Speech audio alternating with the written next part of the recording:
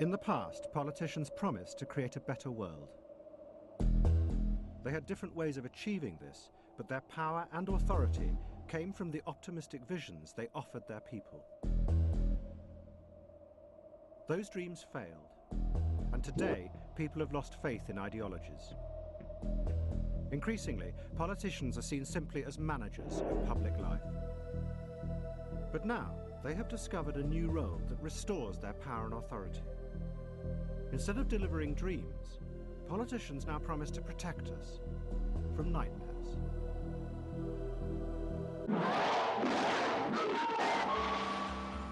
They say that they will rescue us from dreadful dangers that we cannot see and do not understand. And the greatest danger of all is international terrorism, a powerful and sinister network with sleeper cells in countries across the world. A threat that needs to be fought by a war on terror. But much of this threat is a fantasy which has been exaggerated and distorted by politicians. It's a dark illusion that has spread unquestioned through governments around the world, the security services, and the international media. This is a series of films about how and why that fantasy was created, and who it benefits. At the heart of the story are two groups, the American neoconservatives and the radical Islamists. Both were idealists who were born out of the failure of the liberal dream to build a better world. And both had a very similar explanation of what caused that failure. These two groups have changed the world, but not in the way that either intended. Together, they created today's nightmare vision of a secret, organized evil that threatens the world. A fantasy that politicians then found restored their power and authority in a disillusioned age. And those with the darkest fears became the most powerful.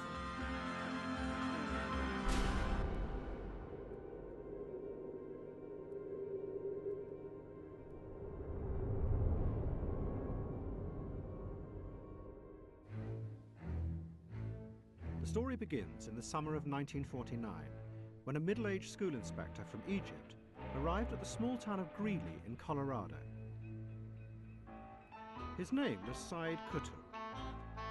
Qutb had been sent to the US to study its educational system, and he enrolled in the local state college.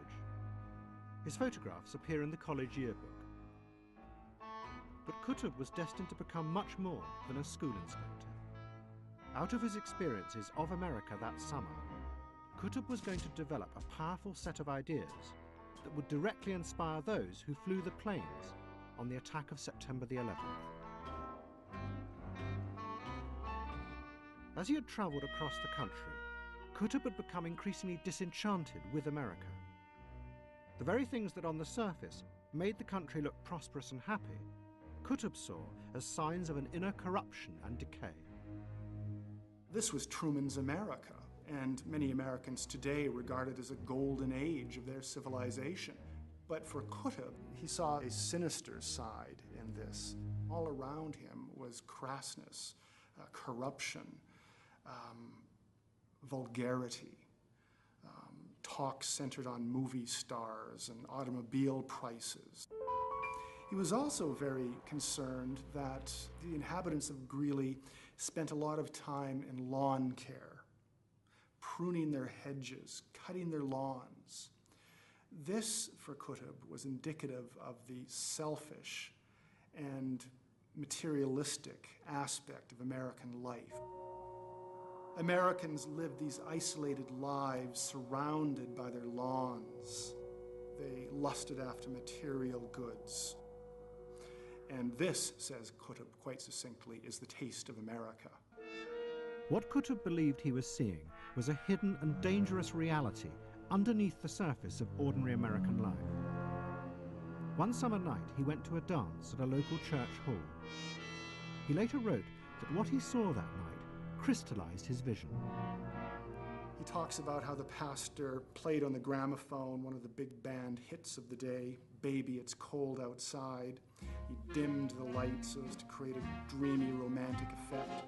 And then Qutb says that chests met chests, arms circled waists, and the hall was full of lust and love. I've got to go But baby, it's cold outside. This evening has Been hoping that you'd drop. To most people watching this dance, it would have been an innocent picture of youthful happiness. But Qutb saw something else. The dancers in front of him were tragic lost souls. They believed that they were free, but in reality, they were trapped by their own selfish and greedy desires. American society was not going forward. It was taking people backwards. They were becoming isolated beings, driven by primitive animal forces. Such creatures, Qutb believed, could corrode the very bonds that held society together. And he became determined that night to prevent this culture of selfish individualism taking over his own country.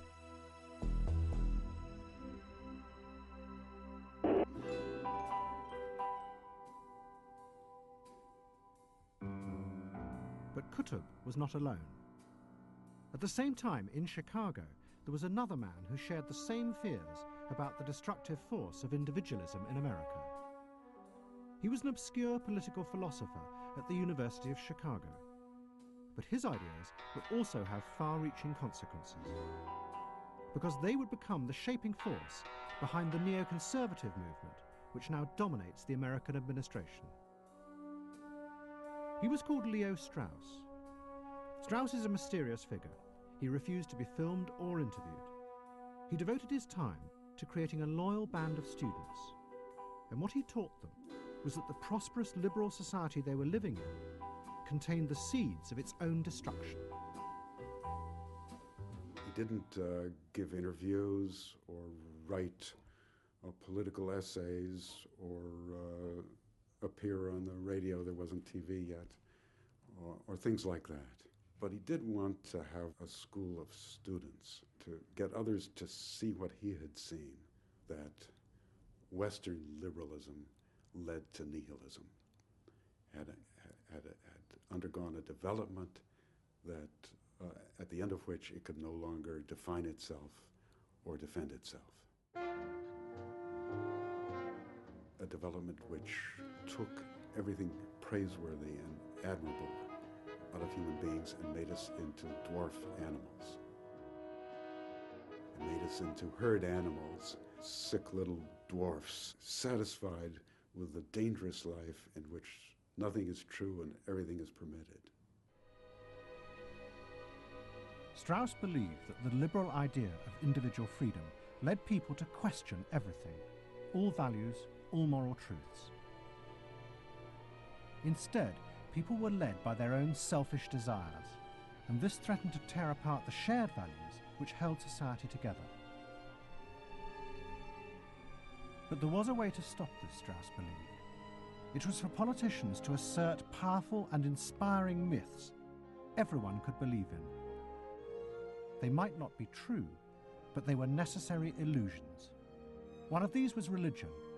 The other was the myth of the nation. And in America, that was the idea that the country had a unique destiny to battle against the forces of evil throughout the world. This myth was epitomized, Strauss told his students, in his favorite television program, Gunsmoke. Strauss was a great fan of American television.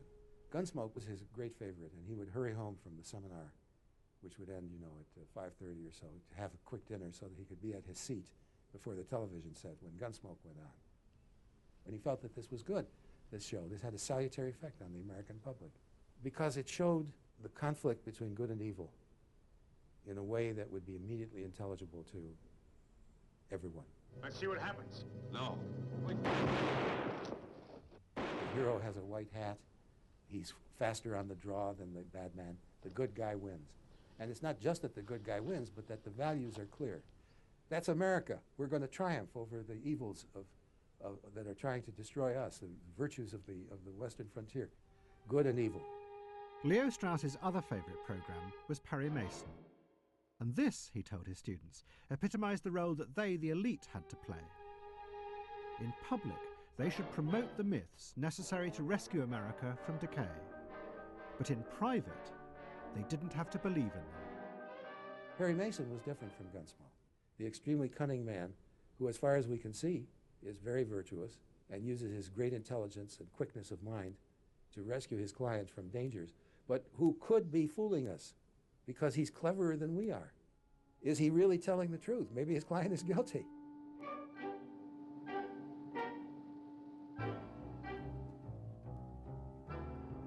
In 1950, Said Qutb travelled back to Egypt from America.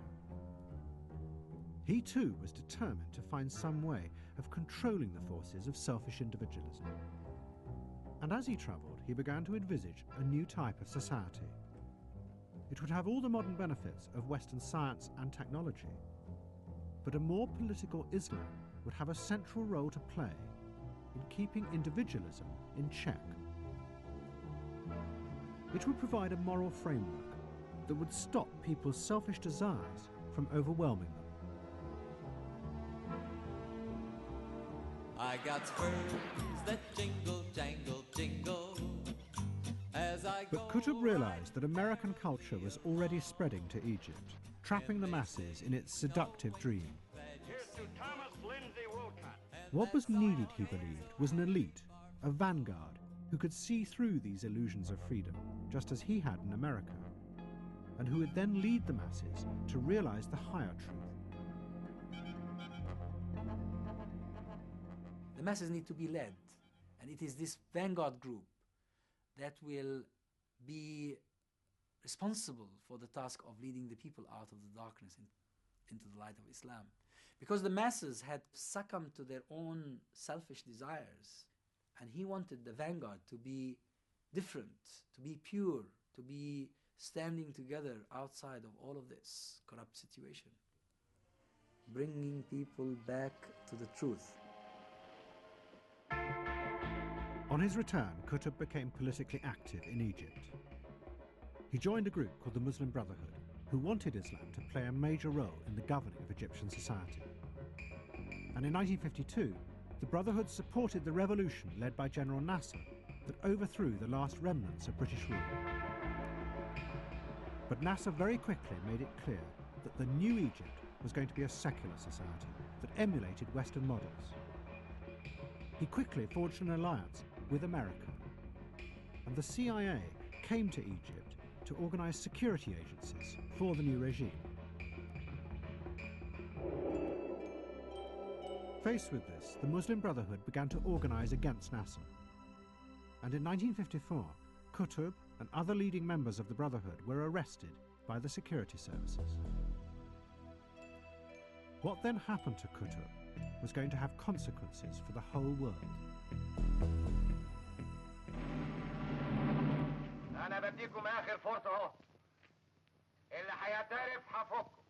In the 1970s, this film was made that showed what happened in Nasser's main prison in the 50s and 60s. It was based on the testimony of survivors.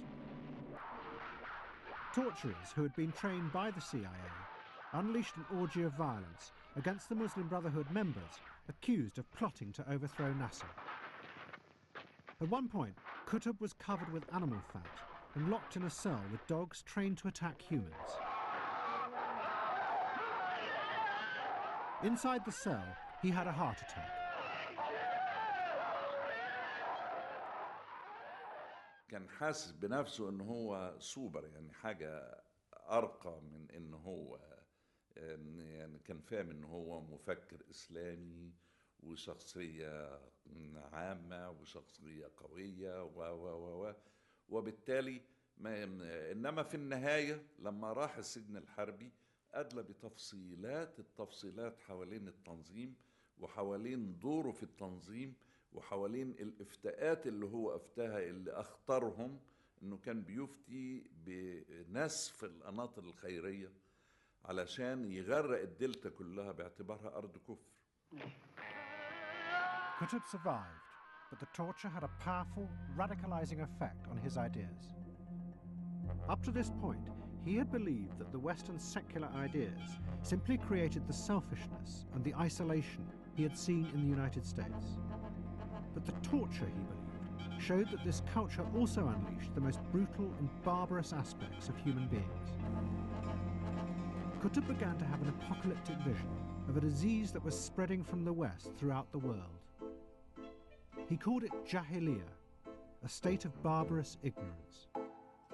And what made it so terrifying and insidious was that people didn't realize that they were infected.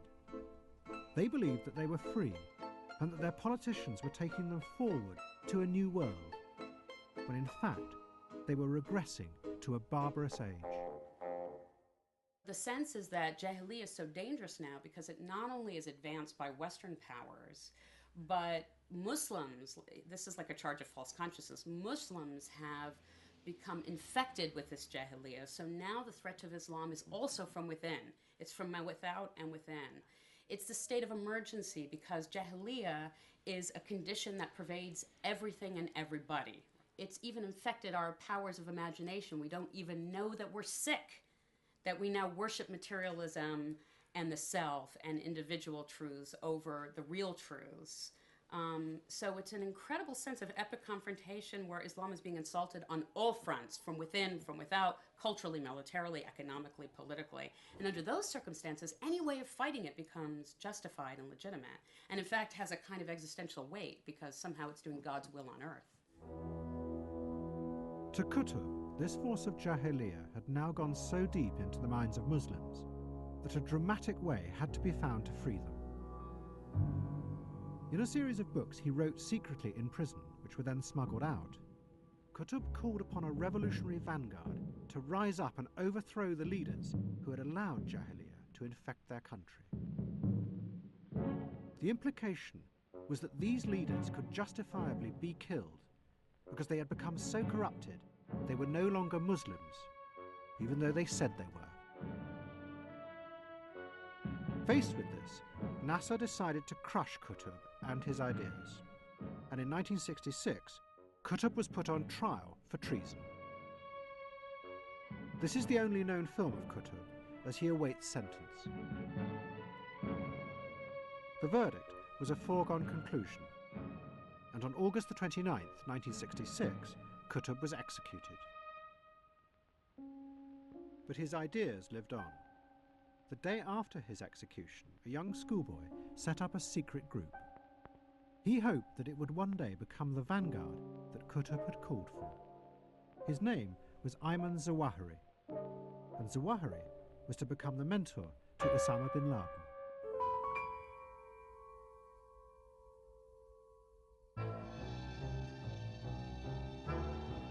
But at the very moment when Syed Qutb's ideas seemed dead and buried, Leo Strauss's ideas about how to transform America were about to become powerful and influential, because the liberal political order that had dominated America since the war started to collapse. Law and order have broken down in Detroit, Michigan. Pillage, looting, murder. Only a few years before, President Johnson had promised policies that would create a new and a better world in America. He had called it the Great Society. The Great Society is a place where every child can find knowledge to enrich his mind.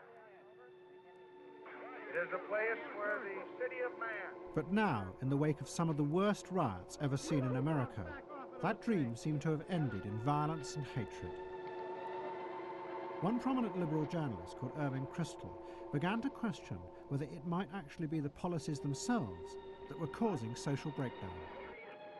If you would ask any liberal in 1960, we are going to pass these laws, these laws, these laws, and these laws, mentioning all the laws that in fact were passed in the 1960s and 70s.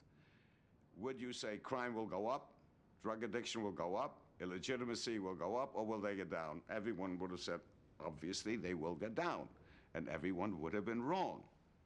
Now, that's not something that the liberals have been able to face up to. They had their reforms, and they have led to consequences that they did not expect, and they don't know what to do about. In the early 70s, Irving Kristol became the focus of a group of disaffected intellectuals in Washington. They were determined to understand why the optimistic liberal policies had failed. and they found the answer in the theories of Leo Strauss. Strauss explained that it was the very basis of the liberal idea, the belief in individual freedom, that was causing the chaos, because it undermined the shared moral framework which held society together. Individuals pursued their own selfish interests, and this inevitably led to conflict. As the movement grew, many young students who had studied Strauss's ideas came to Washington to join this group. Some, like Paul Wolfowitz, had been taught Strauss's ideas at the University of Chicago, as had Francis Fukuyama. And others, like Irving Kristol's son William, had studied Strauss's theories at Harvard. This group became known as the neoconservatives. Well, many of them couldn't get academic jobs, and political science or philosophy faculties were not terribly friendly to those of a conservative or moderately conservative disposition. And the truth is, a lot of people who end up in Washington started off as academics. I did, Paul Wolfowitz did, and decided they probably didn't have very good prospects in the academy. What we all had in common, I think, was a certain doubt about what once seemed a kind of great certainty and confidence in liberal progress. The philosophic grounds for liberal democracy had been weakened. So I think Straussians who came to Washington, they didn't think of themselves as Churchill or Lincoln, let me assure you, but they did think that, you know, there's something noble about public life and about politics, and they tried to make a contribution in many different areas. The neoconservatives were idealists.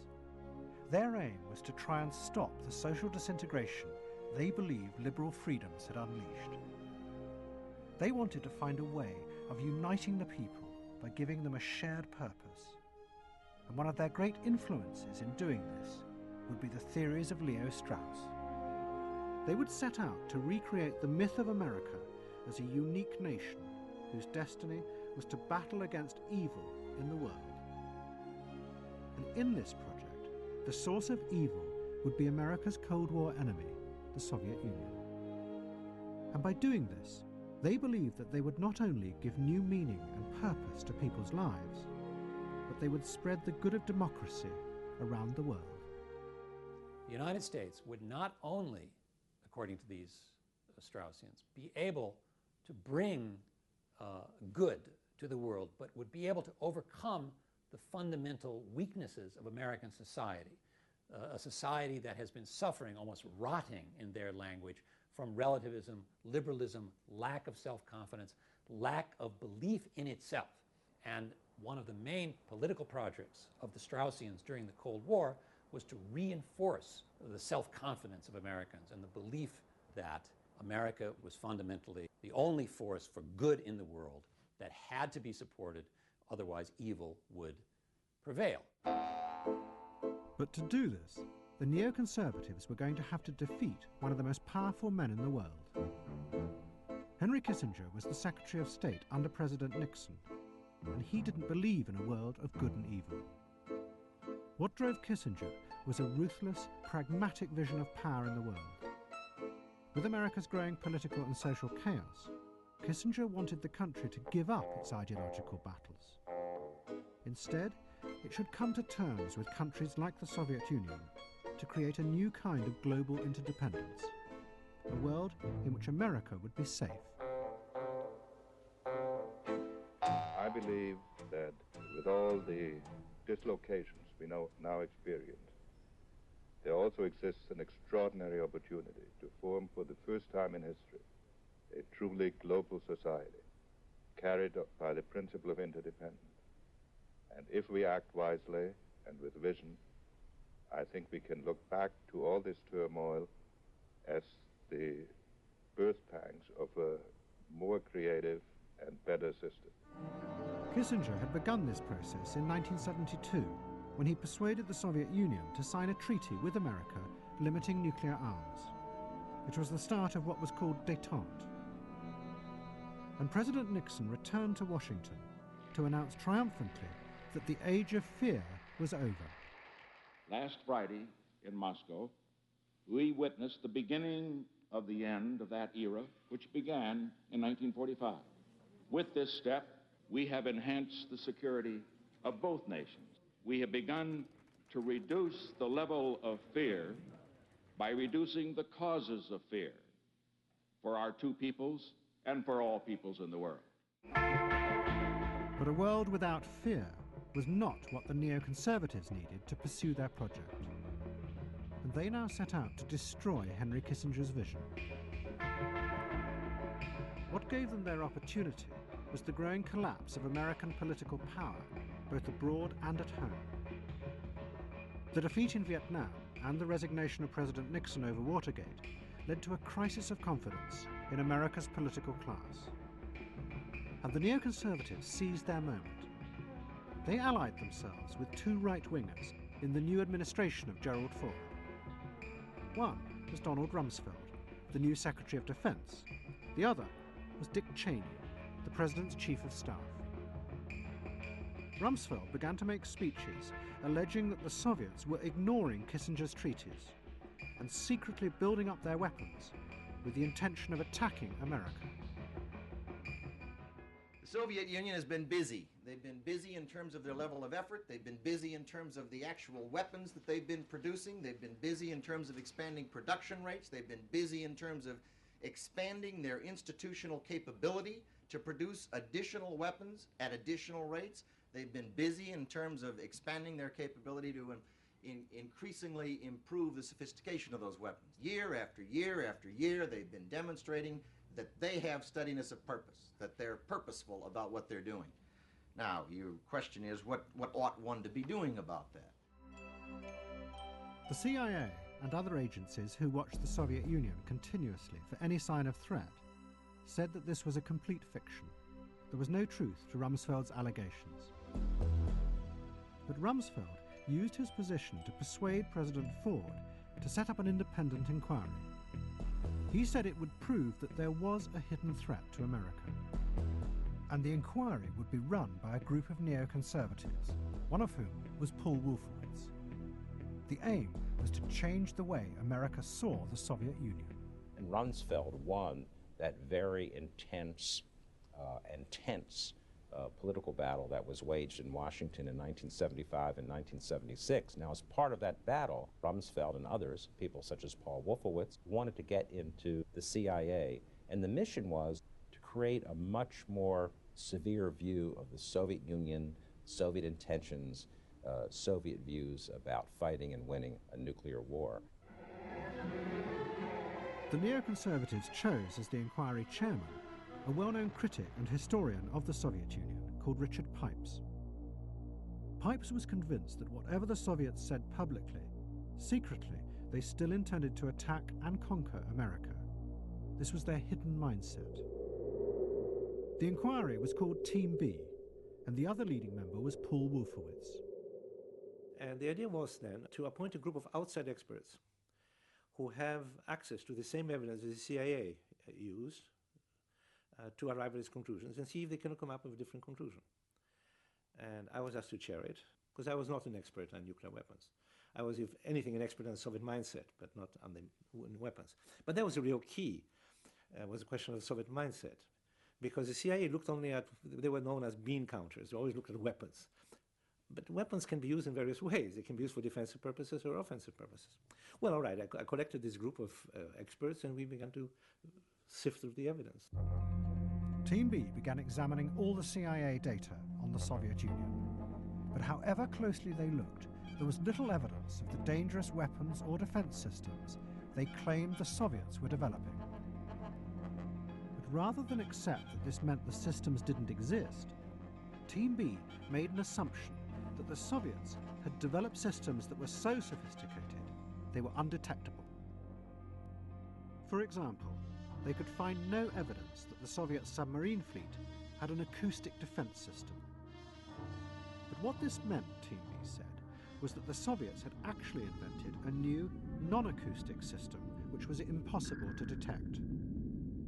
And this meant that the whole of the American submarine fleet was at risk from an invisible threat that was there, even though there was no evidence for it.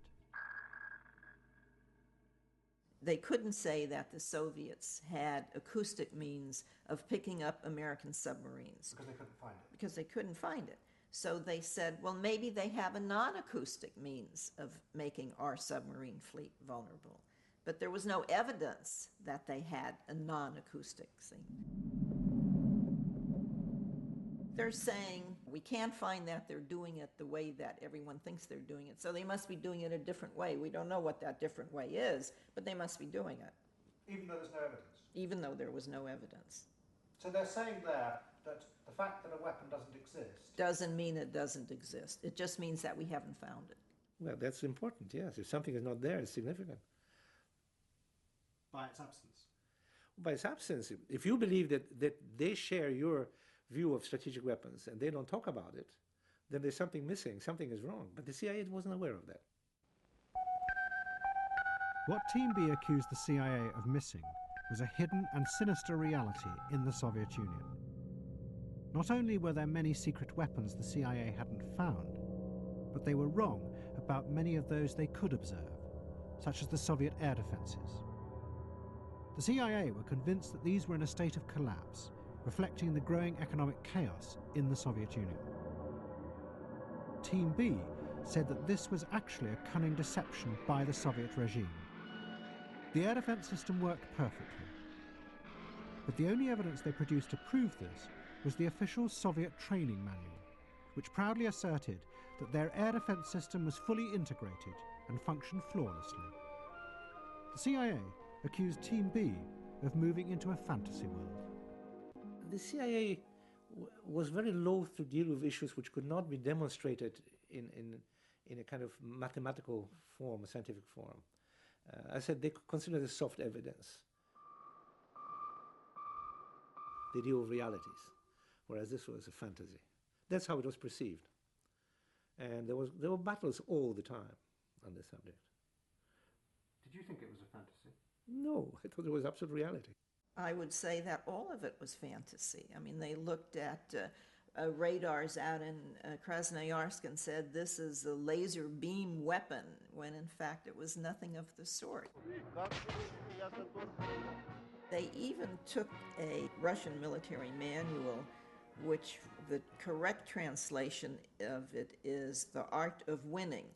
And when they translated it and put it into Team B, they called it The Art of Conquest. Well, there's a difference between conquest and winning.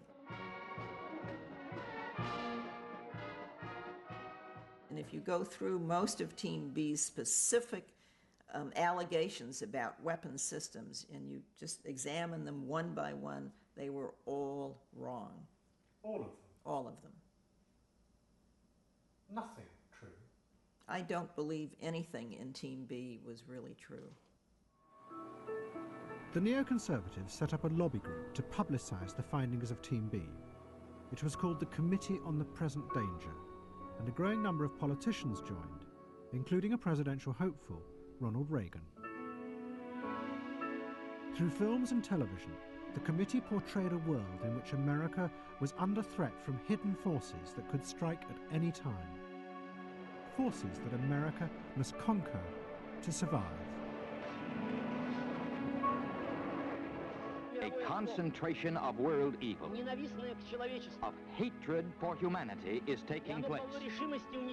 And it is fully determined to destroy your society.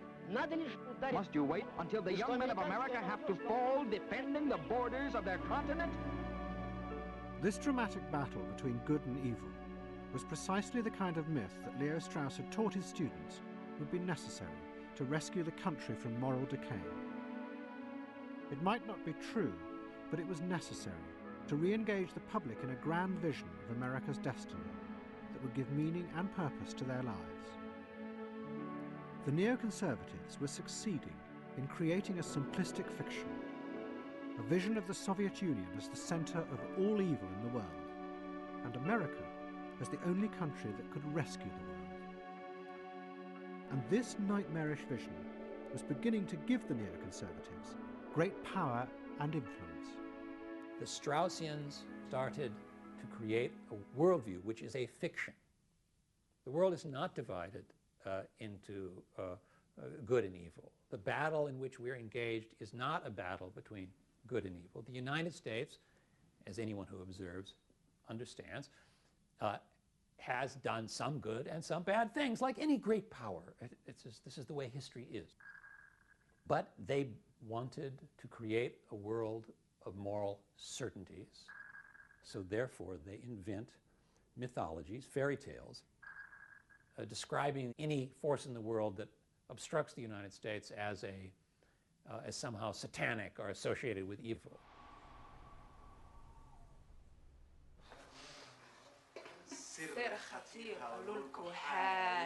One, two, three.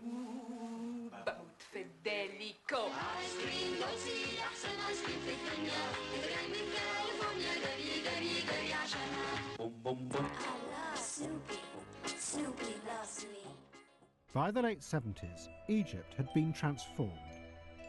On the surface, it had become a modern, westernized state with a prosperous middle class, who were benefiting from a flood of Western capital that was being invested in the country.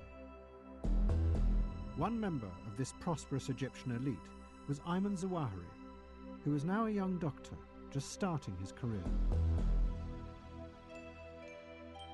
Ayman, he was an ideal person who was a doctor coming from a very good family. His father was a professor in the university. His grandfather was an ambassador. His other grandfather was like a Sheikh of Al-Azhar, and a very well-respected family.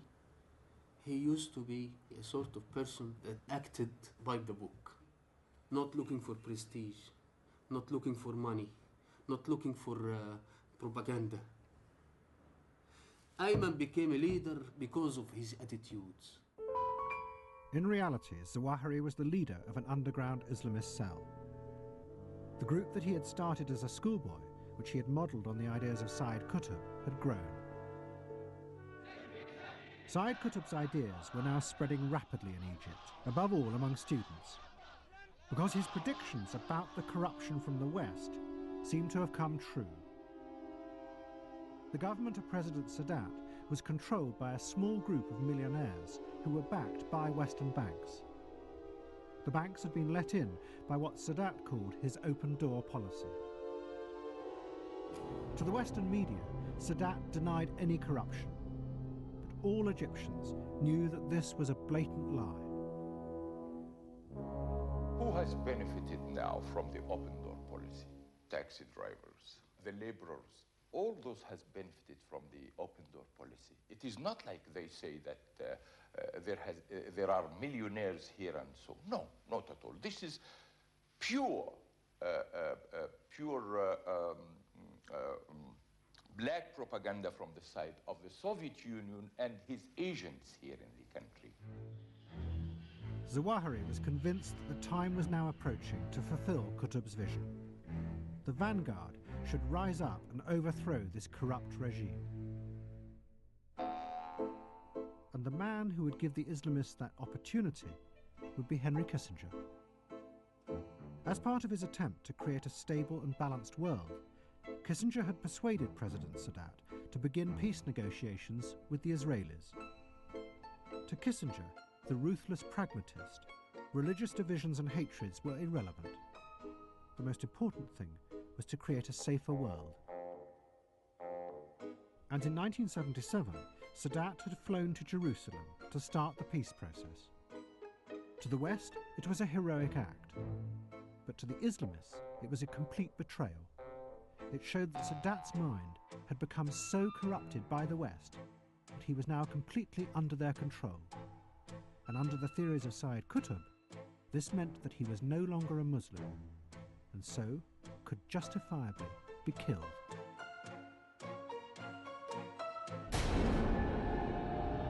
And then, in 1979, the Ayatollah Khomeini showed Zawahiri that his dream of creating an Islamist state was possible.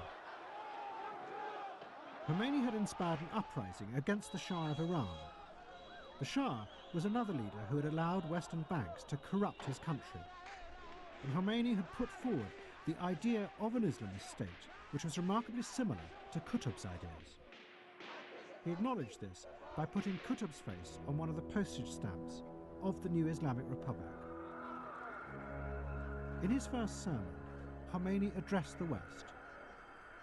Yes, he told them, we are reactionaries and you are enlightened intellectuals. You who want freedom for everything.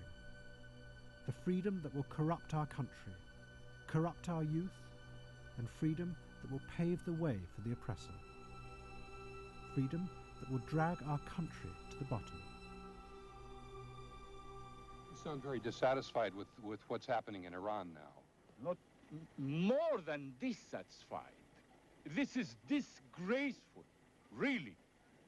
I was a Secretary General of the Muslim Congress at one time. This, putting the name Islamic Revolution is a crime against Islam in the first hand. And President Sadat, do you expect that the Shah will accept the invitation? It seems like a good solution right now. Quote me, my aeroplane is ready to bring him here, any moment. At the end of 1980, Ayman Zawahiri and a number of other followers of Qutb who had formed cells came together. They created an organization they called Islamic Jihad. Its leader was a man called Abdel Salam Faraj. And Faraj argued that they should kill Sadat in a spectacular way that would shock the masses. It would make them see the true reality of the corruption surrounding them, and they would rise up and overthrow the regime. وأيضا التيار الجهادي قيادته أيضا موجودة الآن، ومثلا من الناحية التاريخية كنت أنا واحد منهم وكان أيمن الظواهري منهم، وبشكل عام هذا الجيل له نفسية خاصة مختلفة عن الجيل الذي تربى في الفترة الليبرالية.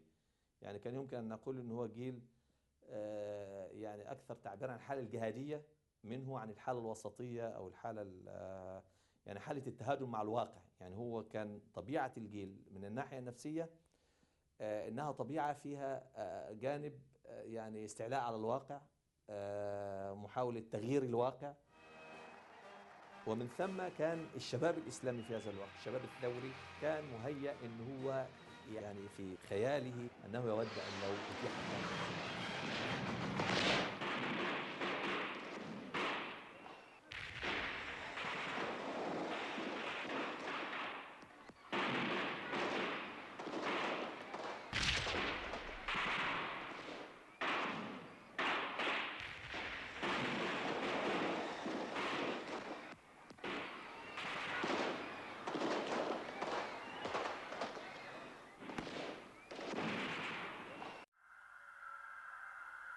Those who carried out the assassination were a group of army officers who were a part of Islamic Jihad.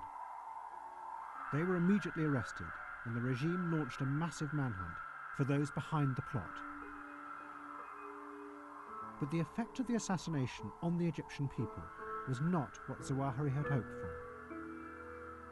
That night, Cairo remained calm. The masses failed to rise up. And in the following weeks, Zawahiri and many other conspirators were arrested. The assassins were tried immediately and executed. But then, nearly 300 Islamists, including Zawahiri, were put on trial in a pavilion in Cairo's Industrial Exhibition Park. It was agreed that Zawahiri would be their spokesman. Our word to the foreign press, to the whole world, this is our word by Dr. Ayman Zawahiri. Now, we want to speak to the whole world. Who are we? Who are we?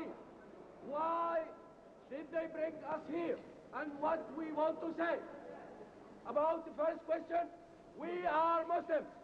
We are Muslims who believed in their religion, in its broad meaning, as both an ideology and practice. We believed in our religion, both as an ideology and practice, and hence we tried our best to establish this Islamic state and Islamic society. La ilaha illallah! La ilaha illallah! La ilaha illallah! La ilaha illallah! Zawahiri, the man is an aristocrat. He comes from a major Egyptian Saudi family. And he thinks that, you know, he is a visionary. And the means do not matter, just as in Lenin. I mean, revolution in one country or revolution worldwide. He was convinced that this was a means to mobilize the masses, that they had tried something, that it had not worked. And he felt that, the masses were still under the spell of ideology, the ideology of America, and he's looking for a new strategy. At the trial, Zawahiri was sentenced to 3 years in prison, along with many others of Islamic Jihad. He was taken to cells behind the Police National Museum, where, like Sayyid Qutb, he was tortured. And under this torture, he began to interpret Qutb's theories in a far more radical way. The mystery for Zawahiri was why the Egyptian people had failed to see the truth and rise up. It must be because the infection of selfish individualism had gone so deep into people's minds that they were now as corrupted as their leaders. And Zawahiri now seized on a terrible ambiguity in Qutb's argument. It wasn't just leaders like Sadat who were no longer real Muslims. It was the people themselves. And Zawahiri believed that this meant that they too could legitimately be killed. But such killing, Zawahiri believed, would have a noble purpose because of the fear and the terror that it would create in the minds of ordinary Muslims. It would shock them into seeing reality in a different way. They would then see the truth. Ayman Zawahiri came to the conclusion that because you have what you believe to be a sublime objective, then the means can be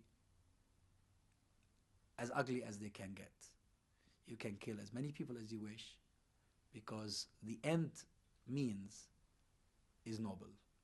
The logic is that we are the vanguards, we are the correct Muslims, everybody else is wrong. Not only wrong, but everybody else is not a Muslim, and the only means available to us today is just to kill our way to perfection. I am going to a city where the roses never fade. And at this very same moment, religion was being mobilized politically in America, but for a very different purpose. And those encouraging this were the neoconservatives. Many neoconservatives had become advisors to the presidential campaign of Ronald Reagan. And as they became more involved with the Republican Party, they had forged an alliance with the religious wing of the party, because it shared their aim of the moral regeneration of America. The notion that a purely secular society can cope with all of the terrible pathologies that now affect our society, I think has turned out to be false, and that has made me culturally conservative. I mean, I really think religion has a role now to play in redeeming the country, and liberalism is not prepared to give religion a role. Conservatism is, but it doesn't know how to do it. By the late 70s, there were millions of fundamentalist Christians in America. But their preachers had always told them not to vote. It would mean compromising with a doomed and immoral society. But the neoconservatives and their new Republican allies made an alliance with a number of powerful preachers who told their followers to become involved in politics for the first time. I'm sick and tired of hearing about all of the radicals and the perverts and the liberals and the leftists and the communists coming out of the closets. It's time for God's people to come out of the closets, out of the churches, and change America. We must do it. The conservative movement up to that point was essentially an intellectual movement. It had some very powerful thinkers, but it didn't have many troops. And as Stalin said of the Pope, where are his divisions? Well, we didn't have many divisions. When these folks became active, all of a sudden, the conservative movement had lots of divisions. We were able to move literally millions of people. And this is something that we had no ability to do prior to that time. Literally millions. Literally millions. And at the beginning of 1981, Ronald Reagan took power in America. The religious vote was crucial in his election because many millions of fundamentalists voted for the first time. And as they had hoped, many neoconservatives were given power in the new administration. Paul Wolfowitz became head of the State Department policy staff, while his close friend Richard Pearl became the Assistant Secretary of Defense. And the head of Team B, Richard Pipes, became one of Reagan's chief advisors. The neoconservatives believed that they now had the chance to implement their vision of America's revolutionary destiny, to use the country's power aggressively as a force for good in the world, in an epic battle to defeat the Soviet Union. It was a vision that they shared with millions of their new religious allies. I take a personal and public stand as a minister, a stand against communism, to destroy it, to wipe it from the face of the earth, because believe you me, these people are dedicated to the destruction of the United States of America and freedom as we know it. But the neoconservatives faced immense opposition to this new policy. It came not just from the bureaucracies and Congress, but from the president himself. Reagan was convinced that the Soviet Union was an evil force, but he still believed that he could negotiate with them to end the Cold War. Reagan didn't at first quite understand that the aggressiveness is rooted in the system. He had a rather benign view of human beings. He was a very kindly man, and he attributed kind motives to others. There was another form of mirror imaging. And he would say more than one occasion, something like this: if I could just sit down with the Soviet leaders and explain to them that they're following a wrong ideology, and they've adopted the right ideology, they could make the people happy and prosperous. So he said, Mr. President, that is not going to do it. You have to go after the system. Force them to reform the system. It took him a very long time to assimilate this view. To persuade the president, the neoconservatives set out to prove that the Soviet threat was far greater than anyone, even Team B, had previously shown. They would demonstrate that the majority of terrorism and revolutionary movements around the world were actually part of a secret network coordinated by Moscow to take over the world. The main proponent of this theory was a leading neoconservative who was the special advisor to the Secretary of State. His name was Michael Ledeen, and he had been influenced by a best-selling book called The Terror Network. It alleged that terrorism was not the fragmented phenomenon that it appeared to be. In reality, all terrorist groups, from the PLO to the Baader-Meinhof group in Germany and the Provisional IRA, all of them were a part of a coordinated strategy of terror run by the Soviet Union. But the CIA completely disagreed. They said this was just another neoconservative fantasy. CIA denied it. They tried to convince people that we were really crazy.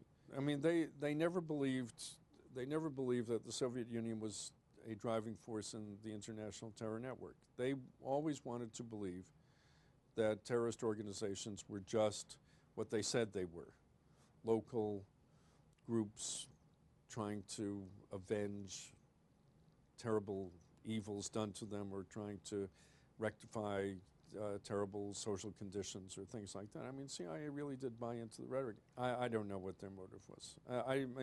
I don't know what people's motives are, hardly ever. And I don't much worry about motives. But the neoconservatives had a powerful ally. He was William Casey, and he was the new head of the CIA. Casey was sympathetic to the neoconservative view, and when he read the Terror Network book, he was convinced. He called a meeting of the CIA's Soviet analysts at their headquarters and told them to produce a report for the president that proved this hidden network existed. But the analysts told him this would be impossible, because much of the information in the book came from black propaganda the CIA themselves had invented to smear the Soviet Union. They knew that the terror network didn't exist, because they themselves had made it up. And when we looked through the book, we found very clear episodes where CIA black propaganda, clandestine information that was designed under a covert action plan to be planted in European newspapers were picked up and put in this book. A lot of it was made up, right? It was made up out of whole cloth. You told him this? We told him that point blank, and we even had the operations people to tell Bill Casey this. I thought maybe this might have an impact, but all of us were dismissed. Casey had made up his mind. He knew the Soviets were involved in terrorism, so there was nothing we could tell him to disabuse him. Lies became reality. In the end, Casey found a university professor who described himself as a terror expert, and he produced a dossier that confirmed that the hidden terror network did in fact exist. Under such intense lobbying, Reagan agreed to give the neoconservatives what they wanted. And in 1983, he signed a secret document that fundamentally changed American foreign policy. The country would now fight covert wars to push back the hidden Soviet threat around the world. The specter of Marxist-Leninist controlled governments with ideological and political loyalties to the Soviet Union poses a direct challenge to which we must respond. They are the focus of evil in the modern world. It was a triumph for the neoconservatives. America was now setting out to do battle against the forces of evil in the world. But what had started out as the kind of myth that Leo Strauss had said was necessary for the American people increasingly came to be seen as the truth by the neoconservatives. They began to believe their own fiction. They had become what they called democratic revolutionaries, who were going to use force to change the world. We were aiming for an expansion of the zone of freedom in the world. And in part that had to do with fighting communism, and in part it had to do with fighting other kinds of tyrannies. But that's what we were about. It's what we're still about. When you say you were democratic revolutionaries, what do you mean? It meant that we wanted to support people who wanted to carry out revolutions against tyrannical regimes in the name of democracy in order to install a democratic system. As simple as that? Yeah, it's not nuclear physics, you know. I mean, freedom is a fairly simple thing to get. It's a chancy job. Makes a man watchful and a little lonely. But somebody has to do it.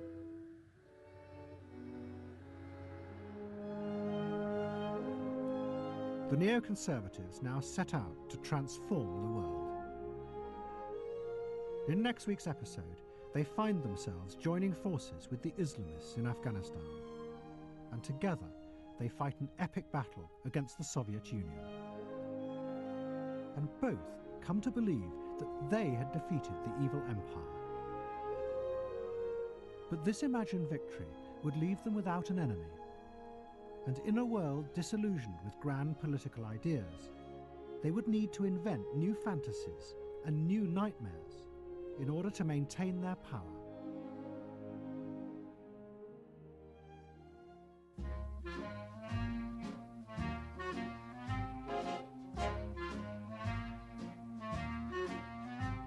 I really can't stay. But baby, it's cold outside. I've got to go away. But baby, it's cold outside. This evening has been hoping that you'd so drop in. very nice. I'll hold your hands. So The Power of Nightmares continues next week here on BBC Two, same time, 9 o'clock, and there are more details on that coming up in a moment. We'll stay with BBC Two now. Liza Minnelli has trouble staying on her feet.